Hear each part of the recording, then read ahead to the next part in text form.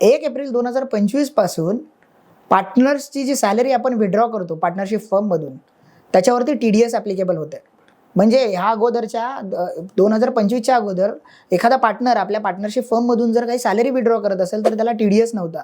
पण नवीन रूलप्रमाणे 1 एप्रिल 2025 पासून तुम्हाला TDS ॲप्लिकेबल होतो.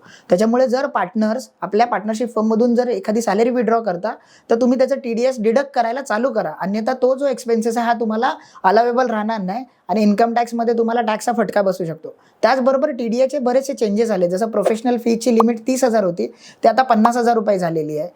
रेंटची जी लिमिट होती 2,40,000 त्याच्यावरनं आता ती 6 लाखाची झाली. असे बरेचसे चेंजेस आलेत. कमिशनचं जे होतं 5% त्याच्यावरनं ते आता कमिशन 10% झालेले आहे. त्याच्यामुळे नवीन वर्षामध्ये TDSचे जे चेंजेस आलेले आहेत ते मेक शुअर करा आणि त्या पद्धतीने तुमचे जे कोण सप्लायर्स असतील किंवा ज्यांचे तुम्हाला पेमेंट्स करायचे असतील त्यांचे सगळ्यांचे TDS डिडक्ट करून ते गव्हर्नमेंटला विदिन टाईममध्ये पेमेंट करा.